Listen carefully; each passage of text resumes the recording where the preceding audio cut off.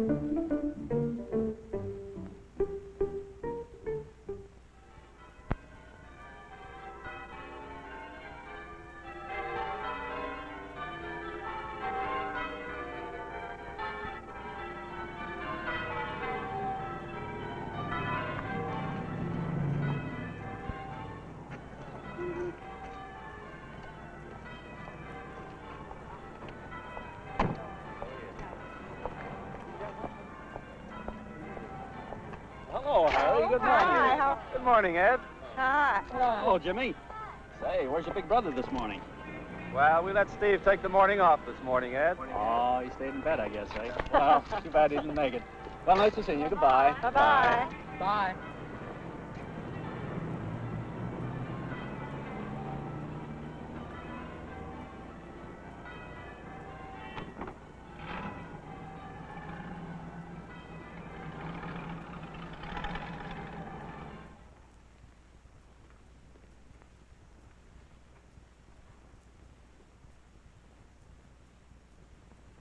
Hey, what's the matter with Steve this morning? How come he didn't have to go to church when I did? That's something I'd like somebody to answer. Yeah. Jimmy, Steve had a late night. He's tired.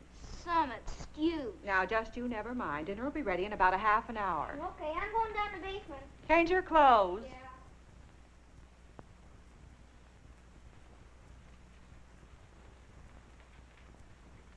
Yeah. Ann, we're making a mistake letting Steve get away with this. What's the matter with him all of a sudden anyway? He used to be a nice, obedient kid like Jimmy. He's not Jimmy's age anymore. He's not even up yet. Harry, sit down. I want to talk this thing over before Steve appears. And I want you to listen. Now, I know Steve came in far too late last night. We don't even know what time he came in last night, except it was after 3 a.m. Now, just a minute, Harry. Steve is almost grown up. And don't say anything until I finish. He's old enough to know right from wrong. Molly Thornton was telling me she had exactly the same trouble with Bob a few years ago, and she left him absolutely alone. And before long, he was keeping sensible hours without a word from anyone. But, Ann, Steve is not like Bob. You know Steve. He'll drop his homework if one of the gang calls up. You're not showing much faith in your own son. That's nonsense. I'm worried about his schoolwork. Is he going to get through high school and go to college, or is he not? Well, right now, it doesn't look too hopeful. I'm telling you what he needs, and what every kid needs. He needs to be told what to do, and if he doesn't do it, we punish him. That's all there is to it. Harry, I remember you telling me how strict your father was. How you used to sneak out because you thought his rules were unfair. Well, they were unfair, too. You told me you behaved worse. Because he was so strict, you rebelled. That's right. Well, then how about listening to my idea for handling Steve? We can at least try. Well, what is it? We won't even mention last night. Treat him just like a grown-up. Act as though we weren't concerned at all. Not say anything? Not anything. Now, Steve will probably be down at any moment. We ought to look as though we hadn't even thought about him. You know, he'll probably have a perfectly good explanation for why he was so late last night. Then he'll apologize. You'll see.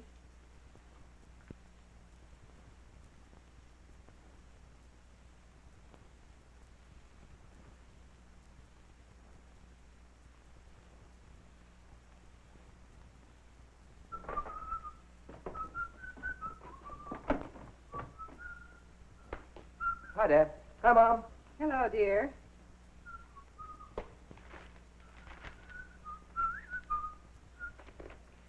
Say, Dad, I was wondering if I could use the car after dinner. Some of the fellows want to go into town this afternoon, and I said I could probably get our car. Hear me, Pop? Yeah, sure, son. I won't be using it. Thanks, Pop.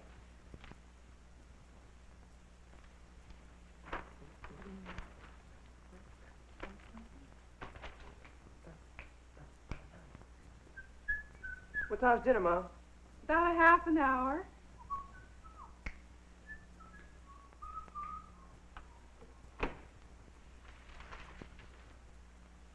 That was some explanation.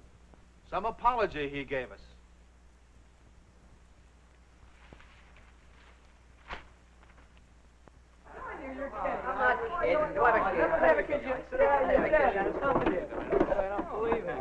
Hi, honey. Hi. Have you missed me, baby? Oh, sure. Cokes for everyone? After last night, give me coffee, good and strong. You're getting to be a real playboy, aren't you, Steve? What do you guys get to do all the homework I hear the teachers give you? Well, my aim is to enjoy life, honey. Don't spoil it by talking about homework. All you men about town want coffee? Yeah. With cream for me. Me too. And a couple of donuts? Hey, I'll have a piece of that apple pie, Make Flo. it 2 apple pie, Flo. Hey, were your folks mad at you when you came in last night? Mine were. They were sitting up waiting for me. Started to yell at me right then and there. If you're not in by 10, they seem to think you're robbing old ladies or taking dope or something. You know what my dad said to me? He said he'd beat the tar out of me, but good if I ever stayed out later than 1 o'clock again. What does he think I am, an 8-year-old kid? Oh, I don't know. My folks and I had quite a talk this morning about staying out late. They understood why I stayed out late last night. But they pretty well convinced me it wasn't a good idea. Oh, come off it. You know what I'd do if my dad tried anything on me? I'd leave home. I wouldn't stand for it. Nobody's going to give me that stuff. Well, I don't mind a few rules, as long as they stay the same.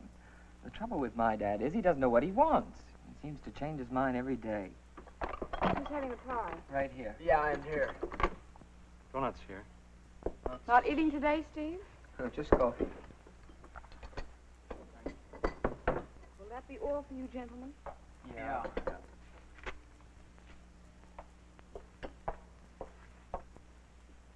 Say, I bet Flo would be a lot of fun on a date. Oh, she wouldn't go with you.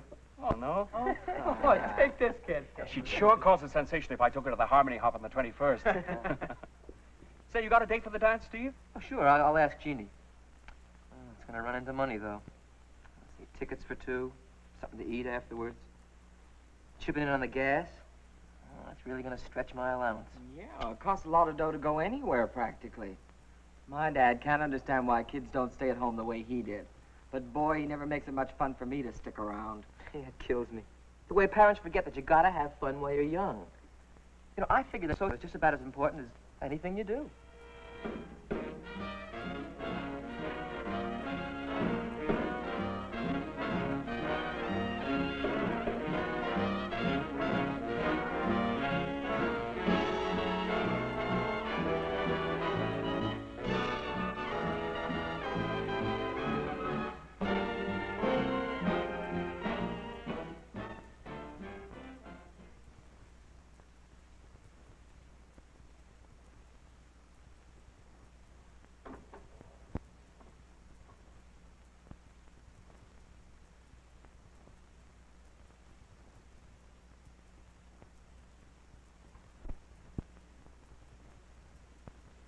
More toast, dear. No, thanks, dear.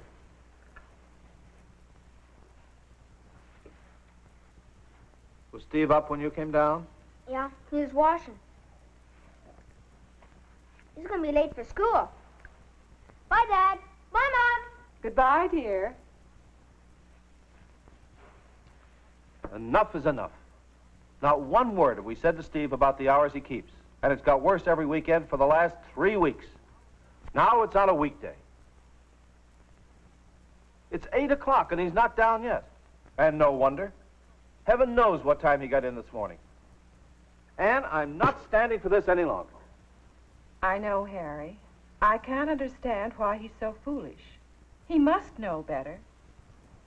I thought he'd come to his senses by himself the way Molly Thornton said Bob did. That's not the way to handle Steve, though. Look at his last report card and see how much he's learning. He doesn't seem to care about earning any money, just spending mine and having a good time. I know. I don't want to let him spoil his life. That's exactly what we're doing, though. And what gets me, he's so cocky. Comes and goes without a word to us. Seems to take all this for granted. There's something to be said for good old-fashioned discipline. Maybe you're right, Harry. I don't know what to do. I'll let you handle it this time. I'll straighten him out. Steve! Steve, do you hear me? Come down here right away. I want to talk to you.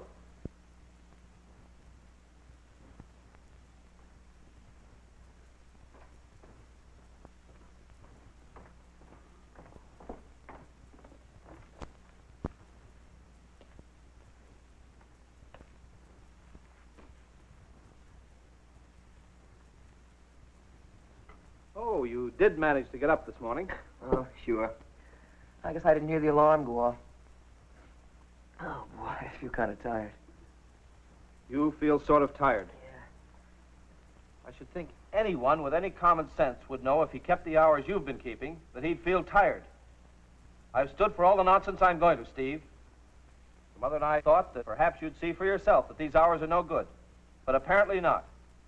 Your school marks are a disgrace. Now, what's hit you all of a sudden, Pop? Steve, your father is terribly worried about your schoolwork. You know we want you to go to college next year. You just don't seem to care. You can't treat me like a kid. Oh, no? Well, listen to this, young man. Considering your last report card, you're staying in every night for a week and study, starting tonight. It's my business what I do with my time. You don't seem to have enough common sense to know what to do about anything. And here's something else for you to think about. I'm cutting off your allowance for a week as punishment for your rudeness. But, Dad, the school dance is a week from tomorrow night. I've got to go. I mean, Jeannie will be counting on it, and I need my allowance to pay for it. You've nobody but yourself to blame. If you'd start earning some money of your own for a change, you wouldn't get stuck like this. If you can't decide between your schoolwork and having a good time, then I'll decide for you. That's unfair. You don't say anything about this to me for weeks, and all of a sudden you begin. You don't understand. I understand this much. You'll stay in every night for a week and study, and there'll be no allowance. Steve, your breakfast.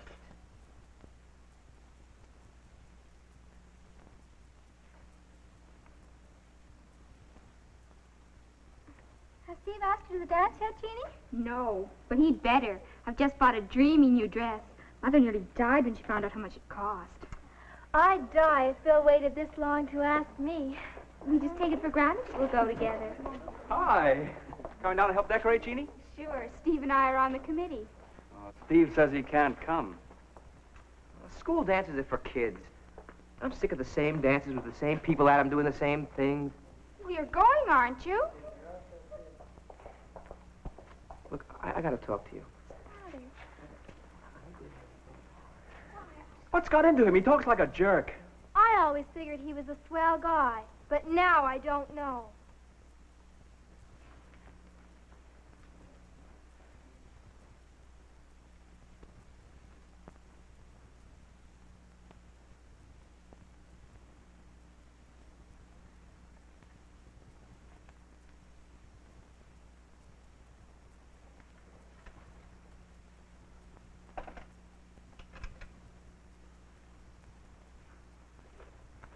You through with this? Yes, sure, son. Here, dear, I made you a cup of cocoa.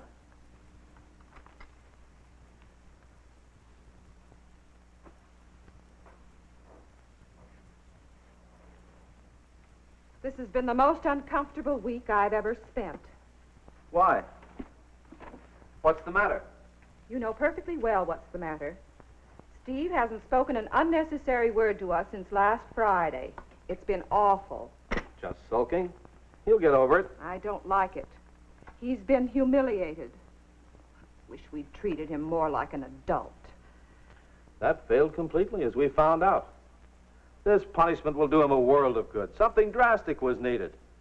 Steve will be a different person from now on. He's different now, and I hate it. We've got to find a better way to discipline him. Why can't we talk things over with him? Try to make him realize why we're punishing him.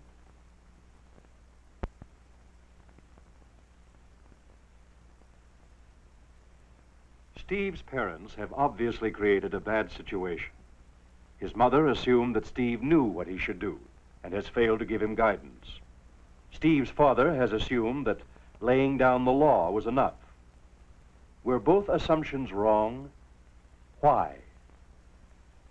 Steve is now so embittered, he may react in a way that could seriously affect his future education and work, as well as his personality development.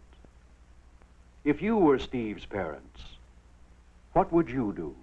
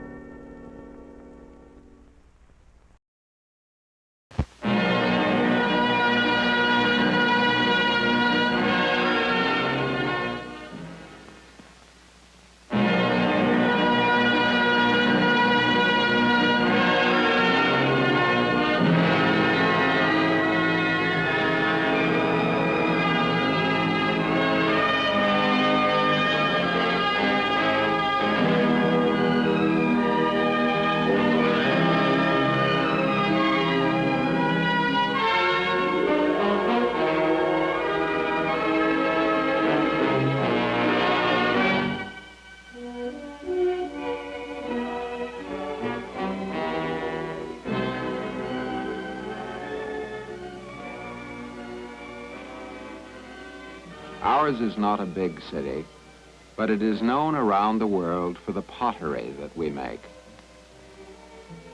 Some of it is always being shipped to places far away, down the river and across the sea.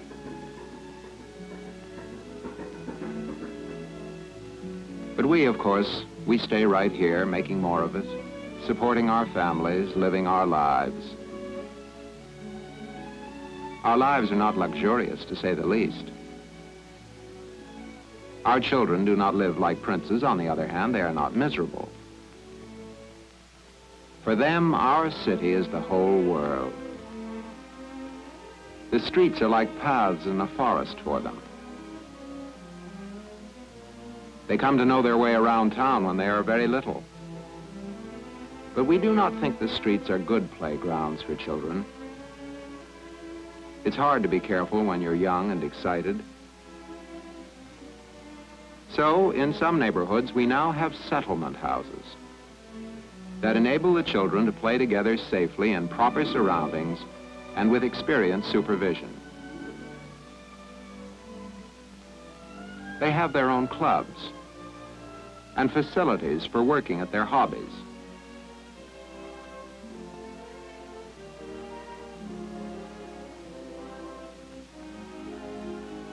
Some of their work shows surprising talent. Everyone is welcome here. There are always friends to meet and something interesting to do.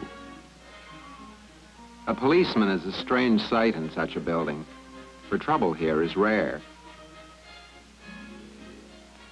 Yet Patrolman Chuck Brown is no stranger. He often drops in after work to visit his young friends. Sometimes he invites himself, but tonight he was asked to come to a conference. Since he's early, there is also time for a little fun. The Reverend Dr. Blake has also come for the conference this evening. Most of the children in the neighborhood go to his church, and so he's no stranger to them either. Besides, he's an old friend of Miss Miller's, the chief social worker. As a matter of fact, he had a lot to do with helping her organize the settlement house many years ago. Chuck would rather play than confer. But it is time for the meeting to begin in Miss Miller's office.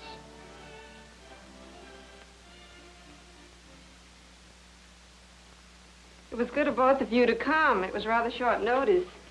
Oh, I'm always glad to come here. I see Chuck quite often, but it seems that we only get together when some emergency arises. That's why I've asked you both to come here tonight. Another calamity? This time, I think we may be able to prevent one. Some time ago, Chuck brought a boy here to the settlement house for us to help, and we've been doing what we can. However, we haven't really gotten to the root of his problem. And I have a feeling if we three could get together on what should be done, we can really help this youngster. Who is this boy? It's the Moody boy, the eldest, Paul. The Moody's? Paul got involved with a group of pretty rough older boys. Chuck, why don't you start? You went at the beginning. Well, I don't know the people as well as the Reverend does. And so Chuck told how Paul first came to his attention. The story began naturally on the streets of the neighborhood, where 8 hours a day, 6 days a week, Chuck walked and watched. He really knew our streets and alleys, our stores and houses. He also knew the people, big and little. What's more, he liked them. His job was usually a simple one. Most of the time, he merely made sure that life was going on as usual. When something was different, even a little different, he would notice it instinctively. Those two boys smoking. They were from Birch Street, a few blocks away. They didn't usually hang around this candy store. The Moody boy, Paul, he did belong, but there was something strange in his manner that day. Nothing exactly wrong in all this, but somehow Chuck didn't like the combination. Paul was young for such company, and that day he seemed nervous and troubled by Chuck's notice. Besides, these older boys were not exactly angels.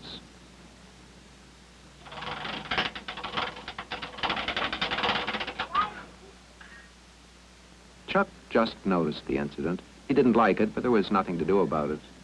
Not then. A week later, Chuck was on night duty. When a lady called police headquarters, she reported prowlers in the alley next to her home. 3 boys, she said. One about 13, the others about 15. She was watching them as she talked over the phone. An unknown witness to Paul's debut as a housebreaker.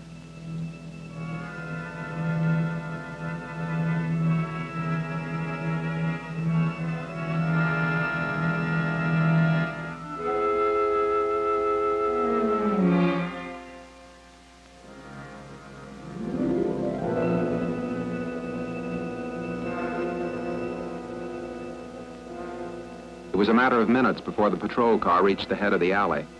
The policemen never even bothered to draw their guns.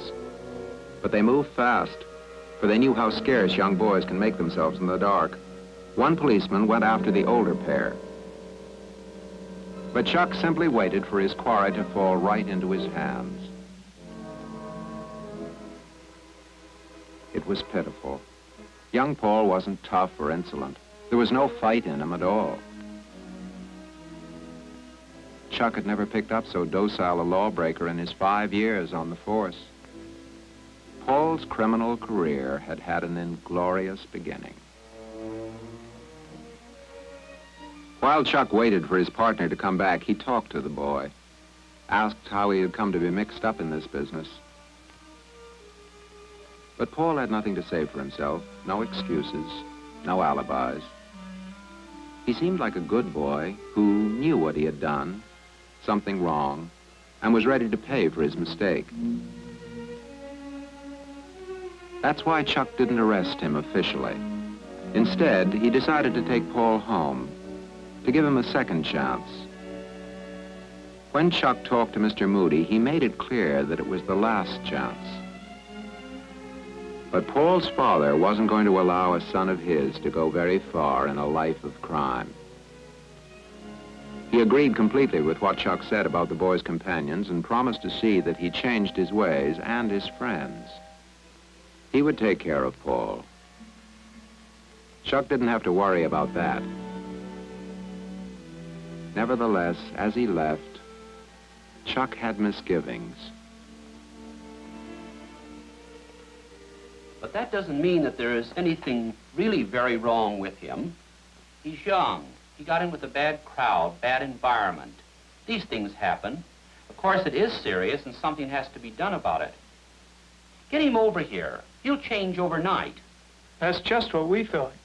Yes, we felt that if we could divert his energies into more constructive channels, that we would have nothing more to worry about. But that was 6 months ago. I made a point of passing by his house and talking to him. So Chuck went on with the story. Mr. Moody had forbidden Paul to leave the little front yard after school. Chuck didn't like the idea of solitary confinement, so he persuaded Mrs. Moody to put Paul in his care. The youngster seemed to be trying hard to make a good impression. He was very courteous, very polite.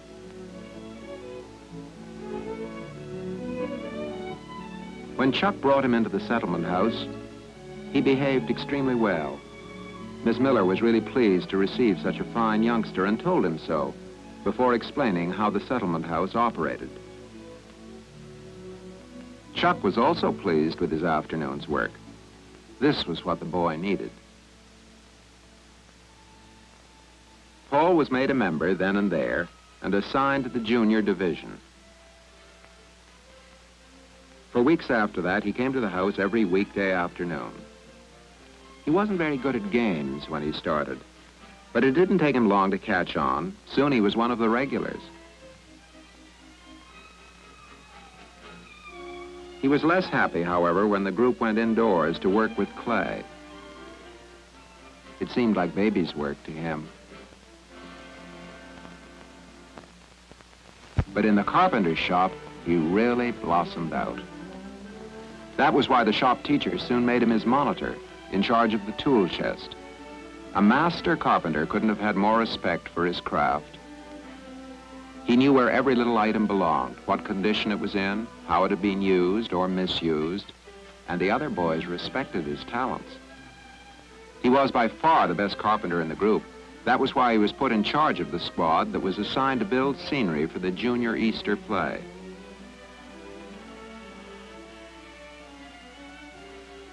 The shop teacher had recognized his superior skill, but by now, Paul also knew he was good. Knew it too well, in fact, and wanted to make sure that everyone else knew it.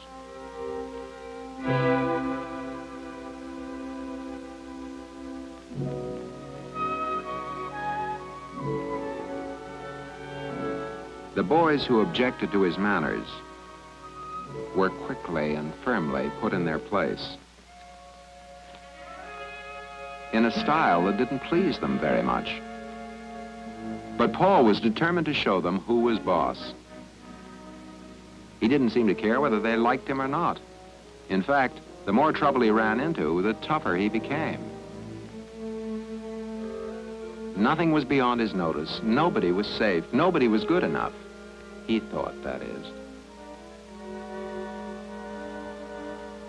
Nobody could do the job as well as he could. He admitted that to Miss Miller the day he came to report that the scenery was finished. She was busy that day.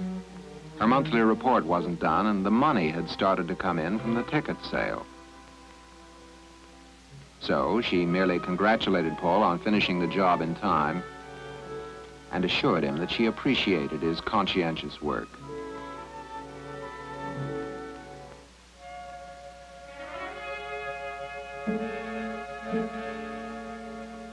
But the boys weren't so easy to square. Paul still wanted friends outside the shop, but the youngsters weren't having any of him.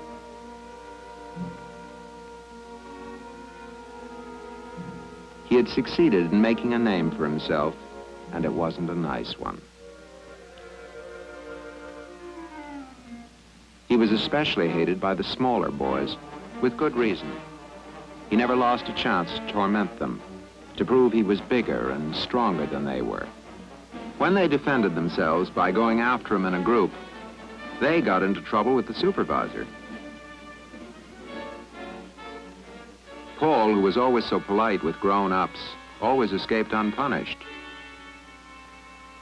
But he didn't fool the boys. And that was the situation when Miss Miller discovered that the ticket money was missing.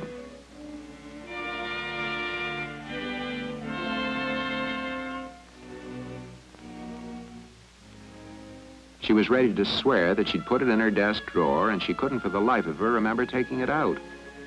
But it was not there now. That was sure. Someone had taken it. She was quite unprepared for what turned up when she began to investigate. No one had heard of the money, of course. And when she suggested that some stranger was probably responsible for the theft, the boys said maybe, but they didn't believe it. Not if Paul Moody was around. For a long time, somebody had been taking change and chewing gum out of their jacket pockets, and all signs pointed to Paul.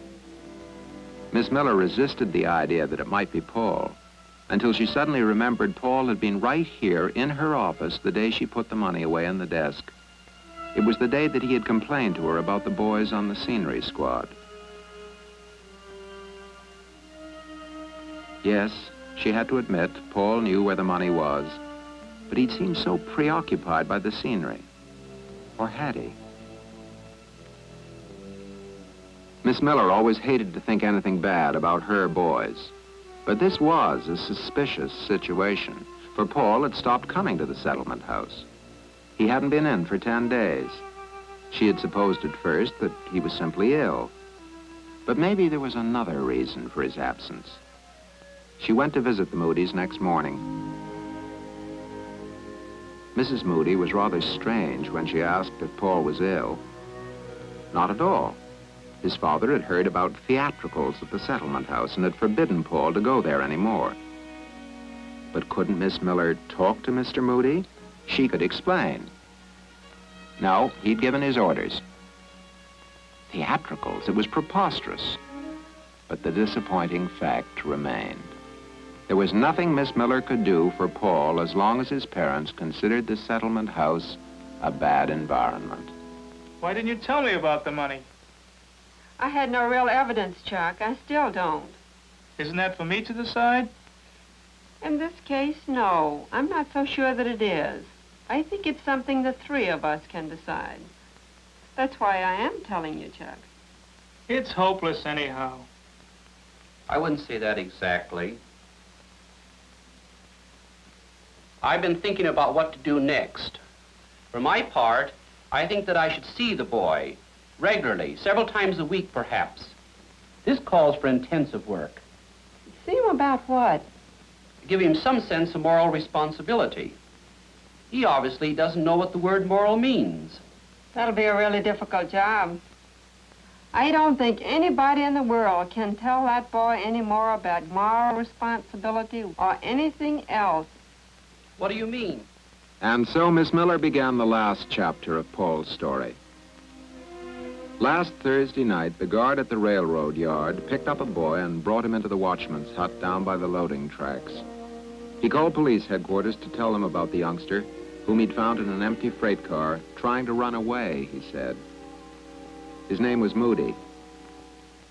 Since it was Chuck the guard was talking to, the name was familiar. Yes, his first name was Paul.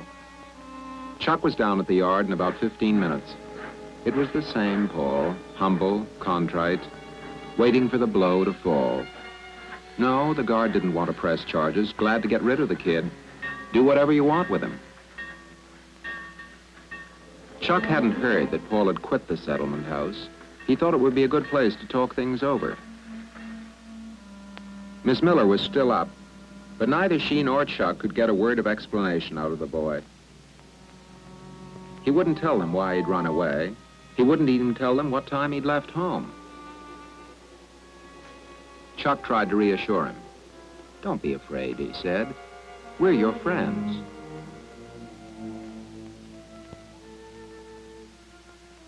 Miss Miller was friendly, too, but Paul wouldn't talk.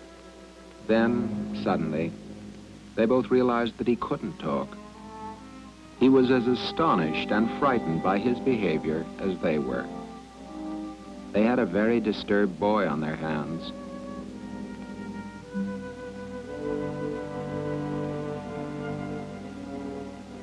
Then Miss Miller had an odd idea. "Did you ever run away from home before?" she asked gently. That broke the dam. Paul began to talk about himself, or rather about his life.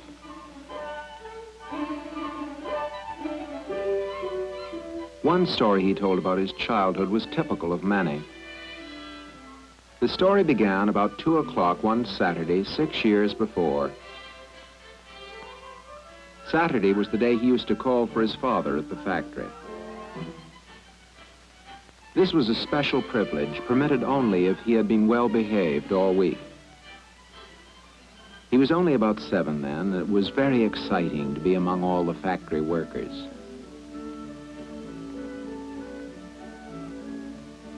And finally, to greet his father and walk home with him like a grown-up son. Paul was proud to be allowed to walk with his father. Sometimes they would meet people on the way, like Bobby Gelfand and his father. Mr. Gelfand was his father's friend, just like Bobby was his friend.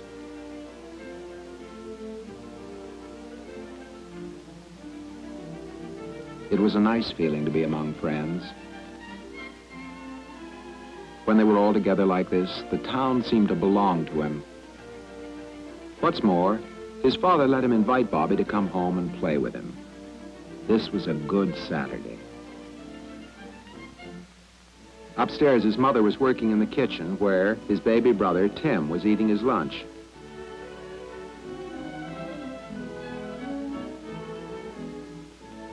His father came right in. He'd washed up at the factory, and he was impatient for his coffee.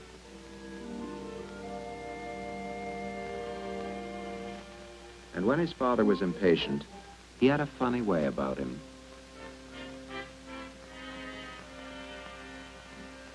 His mother knew the signs, of course, but the coffee wasn't quite ready, so he would just have to wait a few minutes. She was sorry, but she'd had trouble getting Tim to eat his lunch. It was not a time for kids to hang around the kitchen. Even at 7, Paul knew what things were like when his mother was sorry about something and his father was impatient. Nobody talked, but there was something in the air.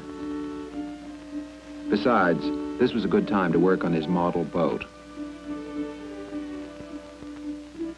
It didn't take very long to get the tools and the wood. But Mrs. Moody hit the ceiling when she saw what was happening to the dining room.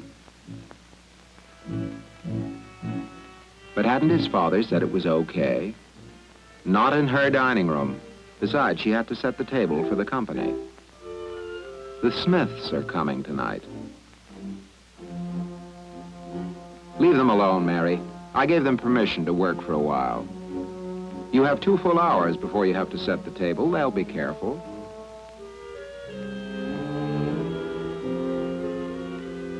Paul's father liked to see him working with his hands, but he said, a craftsman prepares his workspace properly. You must use your head as well as your hands.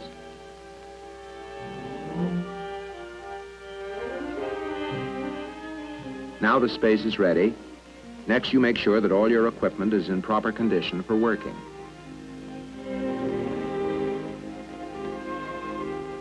Paul felt that working with his father was even more of a treat than being seen with him in the street. If he listened well and learned what his father told him, who knows, perhaps someday he too would be a master mechanic and then a foreman. Mr. Moody was a strict teacher. He believed in learning things properly right from the start. A child's learning is the foundation of the man, he would say. If you pick up sloppy habits at the beginning, you would remain a sloppy workman all your life.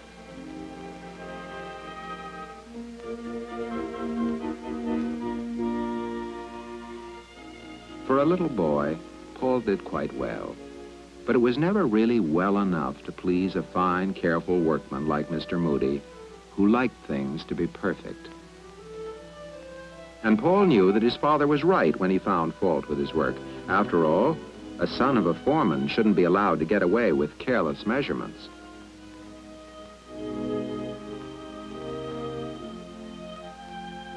Sometimes Paul felt he would never learn. But he tried to obey his father, no matter how many times he had to do each job over. Carpentry for him was always doing something over. That afternoon, they all worked together until 5 o'clock. Then Mr. Moody went upstairs to shave, having carefully told the boys to put away the tools and clean up the room. But they only had a little more to do to get their boat ready for launching. So, when Mother wanted the table, Paul begged for 5 minutes more. The guests were coming at 6:30, she reminded them. 5 minutes, Paul pleaded. Papa will be glad to see the boat finished. After all, it was his boat, too, and they only had the rigging to do. But time is something that moves too fast for little boys. The rigging had to be done with extra care.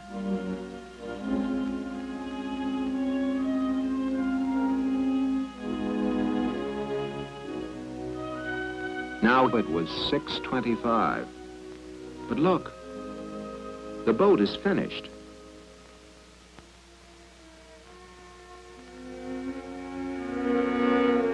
Wrong again. Look at that mess. The Smiths are due for dinner in 5 minutes. But Father, Paul exclaimed, I thought you wanted us to finish the boat. Don't talk back to your father, do you hear? I told you to clean up over an hour ago. When will you learn to obey orders? Is this cleaning up? What about the Smiths? There they are now. You're making a fool of me in front of my friends. I'll punish you for this, just wait. All he could do was to greet the Smiths and then apologize to them for the confusion. Had they ever seen a more disgraceful mess? That's because he had a thoughtless, disobedient loafer for a son. This is what comes from being too good to children. Now, go up to your bed and stay there. No supper for you, do you hear?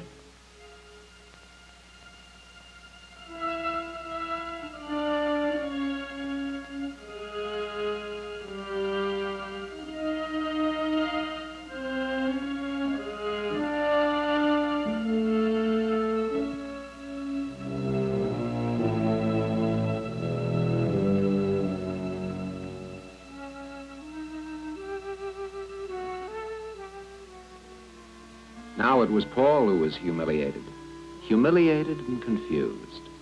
Nothing made sense.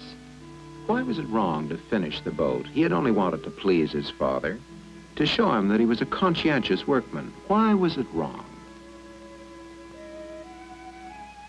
His mother was worried about him, but he was angry at her. So when she came to ask him how he was, he made believe he was sleeping. Besides, if he talked to her, he would probably start crying, and that would be the worst shame of all. But he couldn't sleep now, not with all that talk going on downstairs.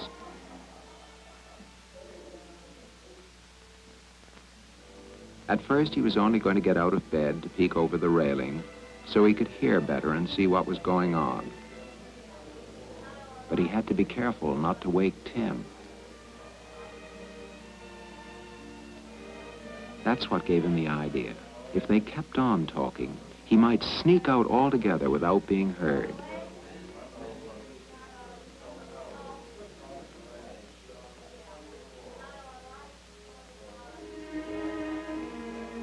Sending him to bed like a baby, like Tim.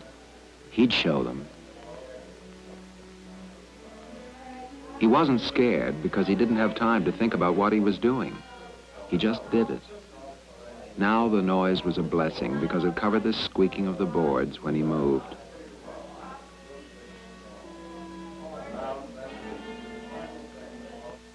It would be terrible to be caught now.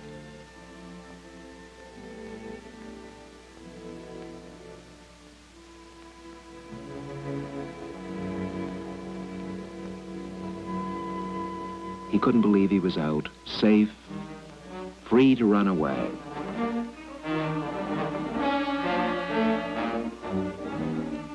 Free to run away, but where to run? Where do you go when you run away?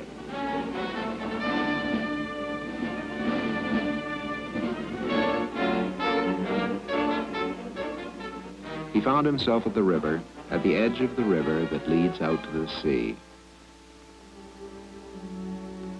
There, too, was the great bridge that led to the farms and fields. Perhaps this was the best way out of the city. But he realized that it was too big and strange, and besides, people would notice a little boy walking across an empty bridge at night. This way was closed.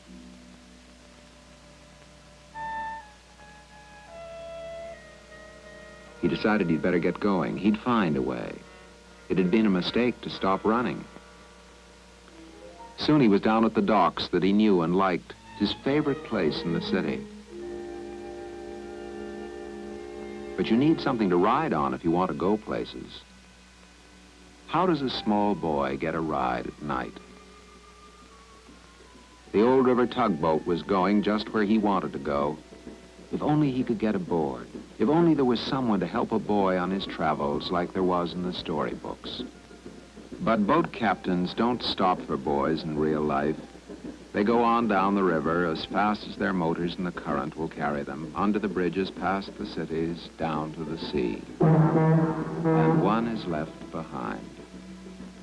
Paul knew once the boat was gone that he couldn't run away, but he didn't know what he would do, for he couldn't go home either. Those mean, laughing Smiths, his angry father, his mother who always gave in. No, he would never go back.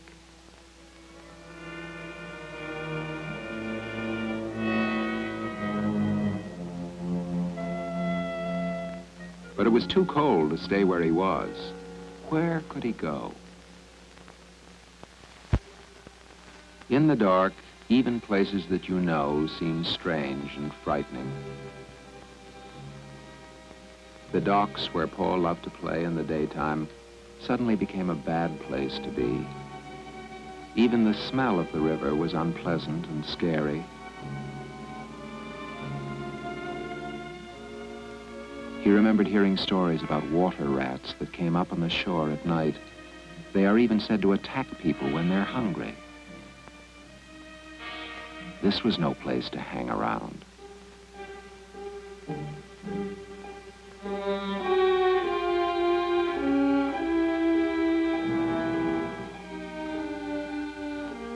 And it wasn't much better when he got back to the streets.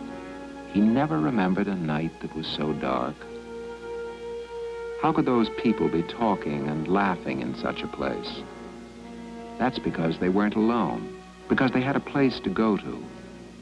He had no friends, so he made some up. He also made up a game and played it with his make-believe friends as he walked along.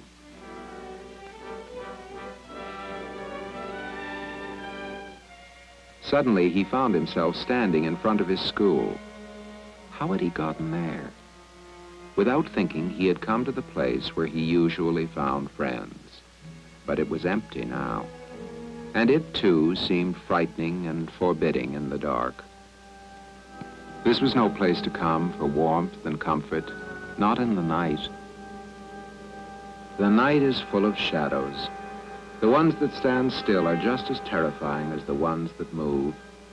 Who knows when a black, evil shape will suddenly come to life? Who can tell the difference between friend and enemy in the dark? Not Paul. He decided to look for shelter and light. It was then that he thought of his playmate, Bobby, his partner in disgrace.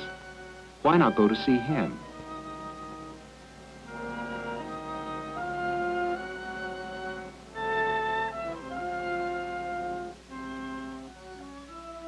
Now Paul was not afraid. This doorway did not look so different in the dark.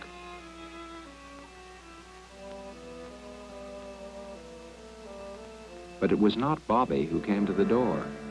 Mr. Gelfand seemed surprised at finding so young a visitor this time of night, but he was friendly. What in the world was Paul doing out so late? Bobby had been sound asleep for 2 hours. Surely his parents must be worried sick about him. And before Paul could think of what to say, Mr. Gelfand had gone to the telephone. Paul had walked right into a trap, a well-meant trap, but a bitter ending to Paul's short spell of liberty.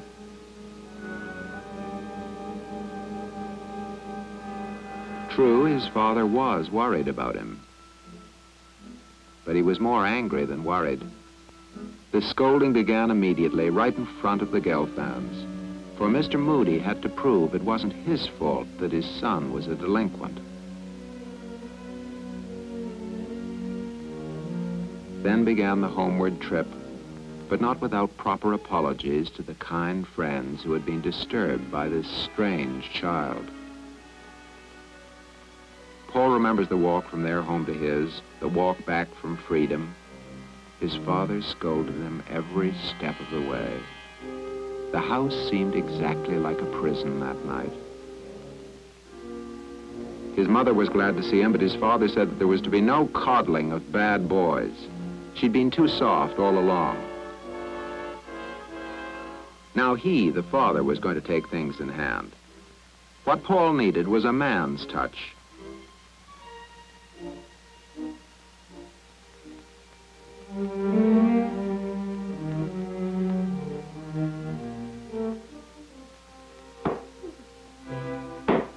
It was hard on everybody in the house. But what could anyone do about it? Maybe children have to learn this way.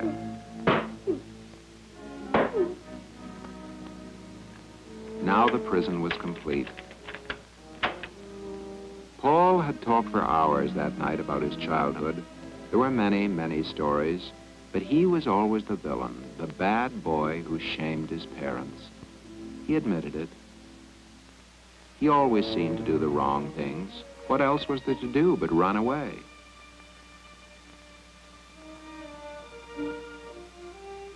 Miss Miller thought that if she, rather than Chuck, took him home, she would get a chance to talk with Mr. Moody. Maybe she could soften his anger against his son. She started to explain who she was and why she was bringing Paul home. But Mr. Moody wasn't interested in explanations. He understood. Paul was in trouble again. Thank you, he didn't need her help. He would take care of the boy himself. Just leave it to him. But Miss Miller didn't think he could take care of the boy himself. She thought the Moodys were in serious trouble. So now we're powerless to help Paul. You think it's that bad? I'm sure it's that bad. Paul is a boy that believes deep down inside of him that he's no good, that he can't be any good. Grown-ups have been telling him that all of his life. Everything that the boy does becomes a new source of humiliation, a new reason for being scolded. One scolding or two doesn't hurt. Even a slap doesn't hurt as much as the constant, endless humiliation. That's what we have to stop.